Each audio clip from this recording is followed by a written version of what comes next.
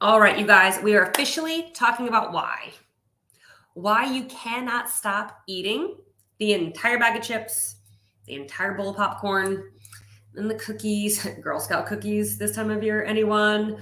All the peanut butter, lots of cereal. You can't stop going for your favorite foods. You can't stop. And you try to keep them out of the house, but somehow they keep like walking their way back in. So I apologize for the delay in the start of this video. When I click go live, there is a delay in the counter on my side and when you guys see me. So if it ever just feels like I'm sitting here, I'm just waiting to get the notification that it definitely is going live. But I want to tell you guys a story. So when I was struggling with my weight, I felt like I had to give up all of my favorite foods. I love food. Food is my love language. I mean, I am not like team salty or team sweet. I am both. I got that from my parents. One is one is the other. I got the mashup. I love all foods. All foods fit.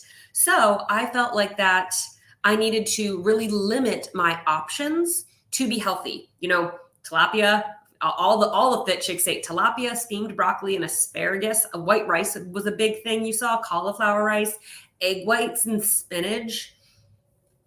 That was about it. Pretty lame. And then all of a sudden, you go off plan for like one meal and you realize how good all the other food tastes. So then you eat all of the food. I was in that cycle for a while. Finally, when I was introduced to macro tracking, and it taught me how to factor in the more healthful forward foods, but also the fun treats. I love my chocolate and my chips and my wine and my margaritas and my queso, all of those things. I finally found the tool that helped me factor in the foods that I loved in a way that I knew I was still meeting my goals. It always eluded me when I was trying to figure out my weight problems on my own, as I was like, I know protein's good, but like, how much godforsaken protein do you need to eat? And like, what about sweet potato fries? Like, how do I balance these out? Macro tracking was the key to that. But when I was new to macro tracking and learned that I truly could fit any food that I wanted into my plan under the sun, I went and bought all of my favorite foods.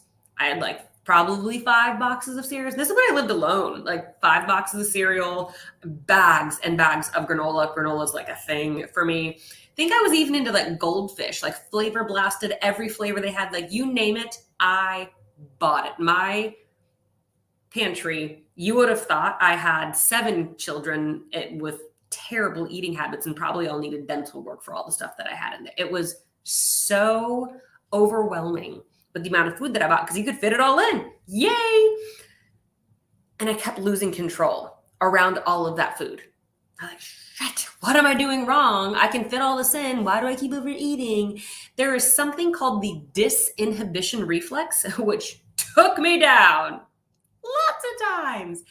And there's a sweet spot, not even just when you're dieting, but when you are trying to feel like you're leading a healthy lifestyle. Let's specifically talk about nutrition from like a nutrition perspective. Is you want to be able to enjoy all your favorite things in moderation, but you also want to lean on very healthful, forward, less processed foods, just from a standpoint of making sure your body's functioning well. You feel genuinely taken care of. You want to have a foot in both sides. It's so easy to swing too hard one direction. Team, I'm only going to eat the healthy stuff. So you restrict until you are one bite of a taco away from like, and like eat everything.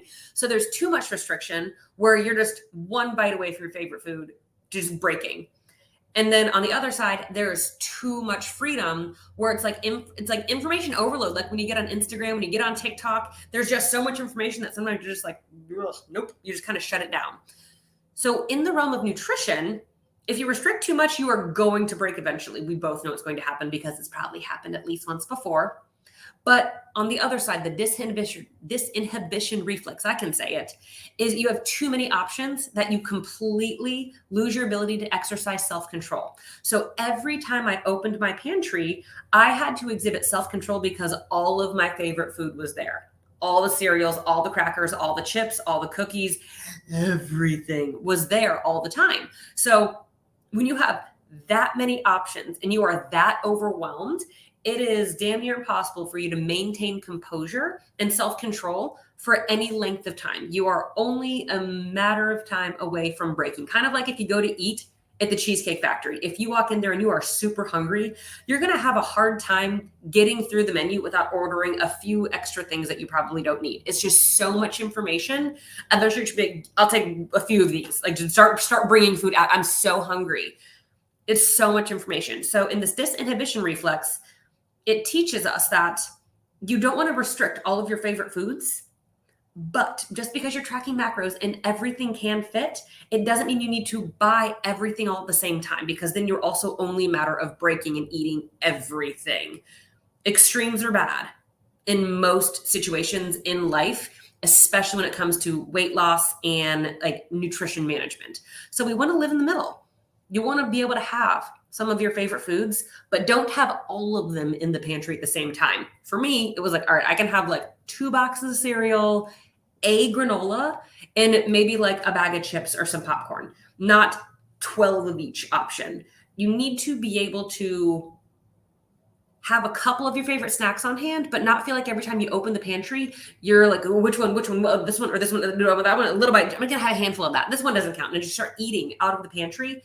That's that disinhibition reflex. There's too much coming at you, so you just screw it and you go all in. So when it comes to eating all the chips and all the cookies and all of those things, limit your favorite foods to the point where you feel like you can scratch that sweet tooth itch. You can scratch that itch for like a salty, crunchy snack, but you don't have 18 of them to choose from every time you're going in for a snack.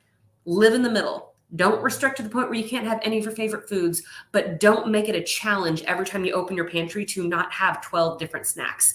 Live in the middle. A few snacks at a time, and it's fine to rotate them. Get a different like cookie next time. Get a different type of chip or cracker the following time.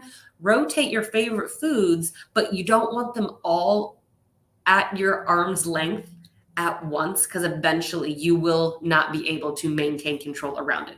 Talking from personal experience, and I've seen a lot in a lot of my clients. So if you have any questions about the disinhibition reflex, please let me know by dropping a comment below this video, and I will see you guys next time.